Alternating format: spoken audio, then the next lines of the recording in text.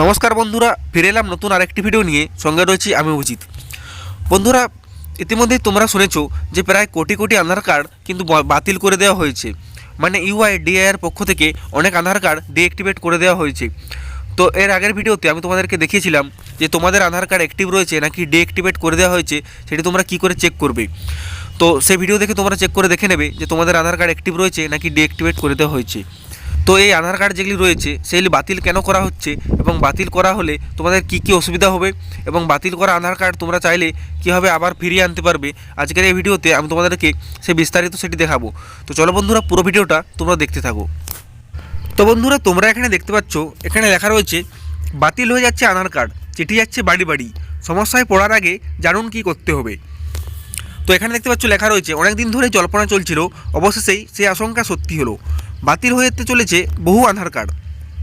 ইতিমধ্যে আধার কার্ড নিষ্ক্রিয়করণের চিঠি পাঠানো হচ্ছে বাড়ি বাড়ি। স্পিড পোস্টের মাধ্যমে এই চিঠি পাঠানো হচ্ছে। আপনিও কি চিঠি পেয়েছেন এই চিঠি? তো বন্ধুরা, নিচে তোমরা একটা দেখতে পাচ্ছ একটি চিঠি রয়েছে। তো যাদের যাদের আধার কার্ড ডিঅ্যাক্টিভেট হয়ে গেছে তাদের এই বাড়িতে বাড়িতে এ ধরনের চিঠি পাঠানো হয়েছে। তো বহুদিন আগে শুরু হয়েছে আধার কার্ড আপডেটের কাজ, এখনও তা বিনামূল্যে করা হচ্ছে। ইউআইডিএআর অফিসিয়াল ওয়েবসাইট থেকে প্রাপ্ত তথ্য অনুযায়ী গোটা দেশে 139 কোটির বেশি আধার কার্ড রয়েছে, কিন্তু সেই হিসেবে খুব কম সংখ্যক মানুষ নিজের এই আধার কার্ড আপডেট করিয়েছেন। সম্প্রতি আধার কর্তৃপক্ষের তরফ থেকে অনেকের বাড়িতে এই চিঠিটা পাঠানো হচ্ছে। জনভিত্তিক আঞ্চলিক অফিসের তরফ থেকে এই চিঠিগুলি পাঠানো হচ্ছে। তো আধার কার্ড নিষ্ক্রিয়করণ চিঠি পশ্চিমবঙ্গের আঞ্চলিক অফিস রাঁচিতে অবস্থিত।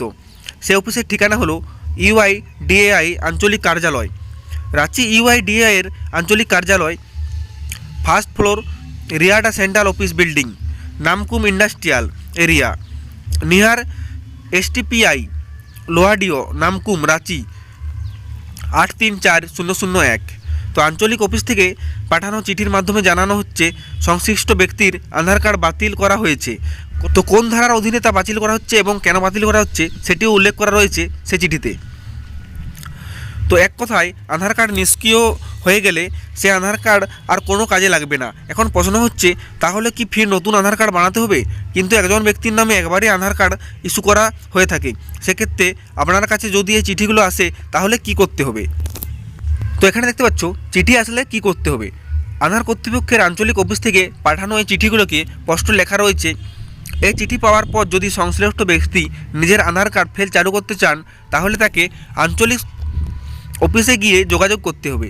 এছাড়া টোল ফ্রি নম্বর দেখতে পাচ্ছ 1947-এ ফোন করেও সেই বিষয়ে জেনে নেওয়া যাবে।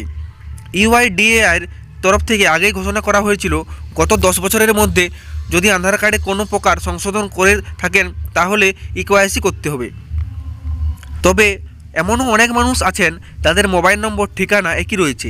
সেই কার্ডধারীদের ক্ষেত্রেও ইকেওয়াইসি করানো ম্যান্ডেটরি।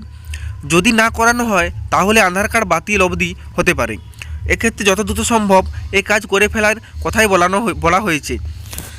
যাদের আধার কার্ড পুরনো এবং ইকেওয়াইসি করানো হয়নি তারা নিকটবর্তী আধার সেবা কেন্দ্রে গিয়ে আধার আপডেট করিয়ে নিতে পারেন। এরপরে দেখুন, আধার নিষ্ক্রিয় হলে কি হবে। তো আধার যদি নিষ্ক্রিয় হয়ে যায় তাহলে তা নিয়ে ব্যাংকে লেনদেন, আয়কর থেকে শুরু করে মোবাইল সিম একাধিক কাজে সমস্যা দেখা দিতে পারে। এছাড়া জমি ক্রয় বিক্রয় কাজেও করা যাবে না। তো এরপরে দেখো আধার আপডেট করার পদ্ধতি।